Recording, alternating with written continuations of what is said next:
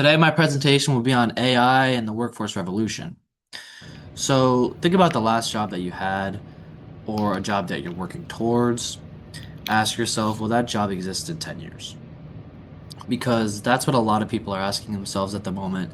And honestly, the world is in cahoots about the future of AI and what it's going to do for our job market. That question's making a lot of people anxious, and the anxiety makes sense because we really don't know much. AI is evolving quicker than our mind can comprehend, and the things it can do and evolve into, only a small percent of our population can comprehend.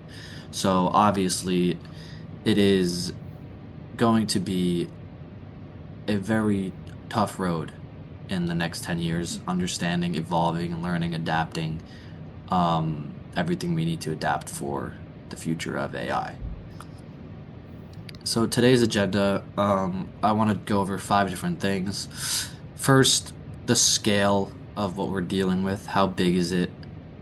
How big is the scale? Second, the jobs AI is displacing. Third, this is the part people often miss, is the job it's transforming rather than eliminating, because AI is transforming a lot more than eliminating, and people don't really understand that. Fourth is the new jobs AI is creating. And finally, what all this means for me and you personally. By the end, I hope I can show you a clear evidence-based picture on where the workforce is headed in the future and what you can do about it. So this is the scale of change. So here are some numbers because the numbers are staggering and very important. According to Goldman Sachs research in 2026, approximately 300 million jobs worldwide are exposed to AI automation. That doesn't mean they'll all disappear. Exposed means AI is just going to be integrated within the job. Um, but 300 million is the size of the population of our nation. So yes, obviously it is a very large amount of jobs. The World Economics Forum Future of Jobs report project projects that by 2030, around 92 million roles may be eliminated by AI. But this is critical.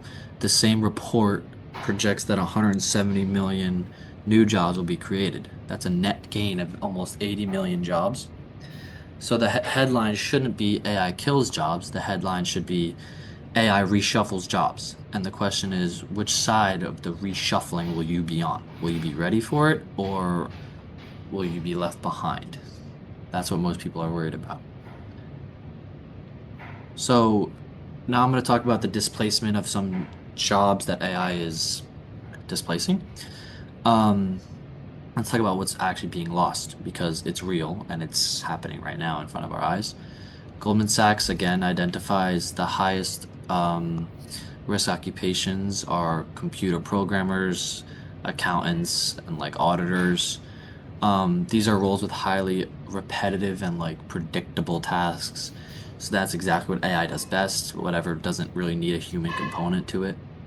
Um, we're already seeing in the data, Goldman Sachs reports again that unemployment among workers aged from 20 to 30 in high tech exposed occupations has risen nearly 3 percentage points since the start of 2025. So that's only a year. That's a meaningful shift, and it's hitting recent college graduates pretty hard. So obviously, within the next couple of years, that is going to affect me. Demand Sage reported 80,000, or not 78,000, sorry about that, direct job losses attributed in AI in just the first half of 2025. And the survey by National University found that 50% of the US companies using ChatGPT report having replaced it or replaced workers with it. So yes, displacement is very real, but it's important to note another report from Goldman Sachs. They say that if you expand current AI uses across the entire economy, only about 2.5% of US employment would be at genuine risk or outright elimination. The bigger story isn't elimination, it's transformation more than anything. And so let's talk about some jobs being created now. This is the most compelling part, in my opinion, because this is the part that people are least educated about. According to the data from the Bipartisan Policy Center, U.S. job postings require AI skills around 150% year over year as of April 2026. The overall job market grew 7%. AI skill jobs are growing roughly 20 times faster than the general market, and workers who have those skills are being paid for it. PwC's job barometer found that professionals with specialized skills, AI skills, now command salaries up to 60% higher than peers in identical roles who lack the skills of AI. So obviously AI, if you know AI, you're placed on a higher pedestal than people who don't within the context of the job market. Um, and new management and oversight roles are appearing across every industry. Someone has to direct the systems that run the AI. Um, these roles require human expertise to watch over it, and obviously AI efficiency or proficiency. And I'm going to conclude now, so I'm going to try and bring this all together. AI is not simply eliminating the workforce, it's displacing some jobs, particularly repetitive and predictable jobs, as I said earlier in the presentation. It's transforming most others, making them more productive and more skilled and more interesting. And it is creating entirely new categories of work that didn't exist a couple years ago. The net outcome, according to the World Economic Forum, is 78 million more jobs that we started with. But that doesn't mean everyone benefits automatically. It means people who are ready to adapt and become proficient in artificial intelligence will be progressing faster than others who don't.